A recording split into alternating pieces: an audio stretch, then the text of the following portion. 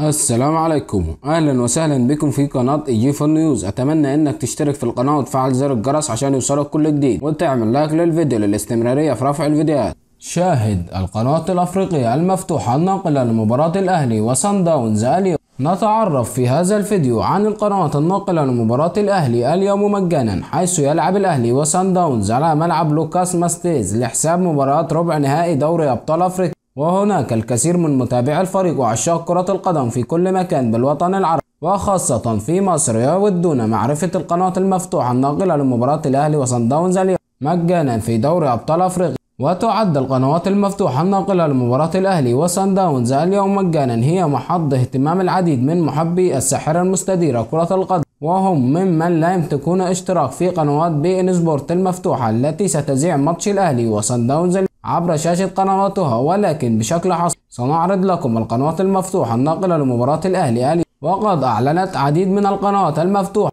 عن نقل مباراة الأهلي وصن داونز اليوم مجانا للمباراة، وذلك من أجل كسر الاحتكار القنوات المشفرة على نايل سات وعرب وهوت بيرد والأقمار الصناعية الأخرى. القنوات المفتوحة الناقلة لماتش الأهلي اليوم مجانا في دوري أبطال أفريقيا. تنطلق مباراة الأهلي وصن داونز اليوم 6/4/2019 في ذهاب ربع نهائي دوري أبطال أفريقيا في تمام الساعة 13 عصرا بتوقيت القاهرة، 4 بتوقيت مكة المكرمة، وبتوقيت بغداد تنطلق المباراة الساعة 5 مساء بتوقيت الإمارات. قناة RTI 1 على القمر يا هسان عبر التردد 12347، معدل الترميز 30000، استقطاب أفقي. تردد قناة TVT على القمر يا سات عبر التردد 12347 على نفس التردد، معدل الترميز 30000، استقطاب أفقي. تردد قناة ORTM على القمر يوتلسات على تردد 12043. تردد قناة ORTM على القمر يوتلسات على التردد 12034، معدل ترميز 27500، استقطاب عمودي. تردد قناة RTV على القمر يوتلسات على التردد 10804، معدل الترميز 30000، استقطاب أفقي. تردد قناة ORTB على القمر يوتلسات على التردد 11804، معدل الترميز 30000، استقطاب أفقي. إن شاء الله سيتم وضع الترددات في وصف الفيديو، يا ريت تشوفوا.